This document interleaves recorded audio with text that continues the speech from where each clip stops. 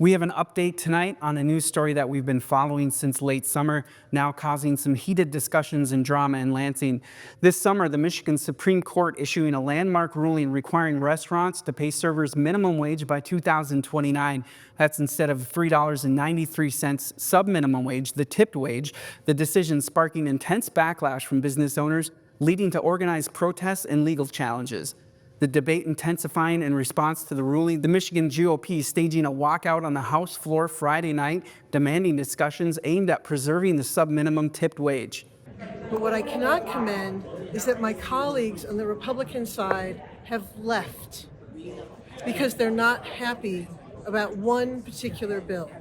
We are here to work together, and I am appalled that they have chosen to leave and not do the work of Michigan. However, opposition to the ruling, not limited to GOP lawmakers, extending to the Michigan Restaurant and Lodging Association, conducting an internal poll among restaurant owners suggesting that 1 in 5 restaurants could face closure as a result. One Fair Wage calling that claim unfounded and bogus. 1 in 5 restaurants didn't close in Minnesota. It didn't close in Washington, didn't close in California, it didn't close in these 7 states that have actually already done this.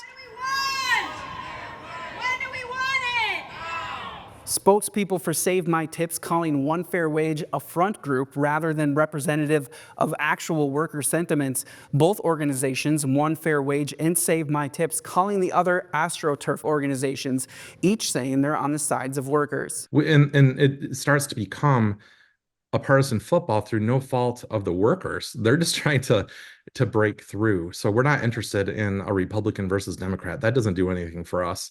It doesn't do anything for the workers. They just want to see some kind of effort made. Woodward challenging claims that the ruling would negatively affect tipping culture, asserting that, quote, tips aren't going away, pointing to evidence from other states that have implemented similar wage structures. Workers are going to earn more money. Restaurant workers and bartenders that earn more money, you know where they spend their money? In bars and restaurants. The restaurants are going to benefit. Our communities, economies are going to strengthen, and we're going to be healthier because all workers are going to have access to earned paid sick time. Save My Tips highlighting fear among servers, suggesting it reflects uncertainty surrounding the decision. Frankly, the saddest part is the fear in some of their own voices. They said, I didn't have a path to a livable wage until I got this job.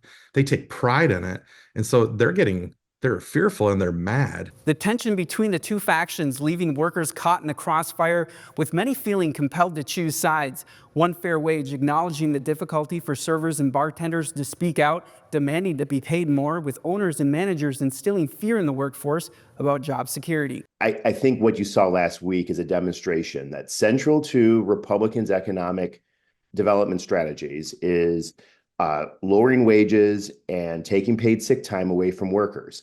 They threw a temper tantrum and they took their paychecks and their benefits and then swore revenge next term. So that's what happened. The Save My Tips effort has caused the Democrats in the legislature to have to go, wait a second, this is not as easy as me saying it's management versus labor, or it's unions versus business owners. It's not, because we represent workers in our districts and they're showing up at these events going, this is wrong. We don't want this. The outcome of this debate not only shaping Michigan's restaurant industry, but also influencing a broader conversation about wage equality and workers' rights across the nation. From IUP News, I'm Andrew Lawrencer.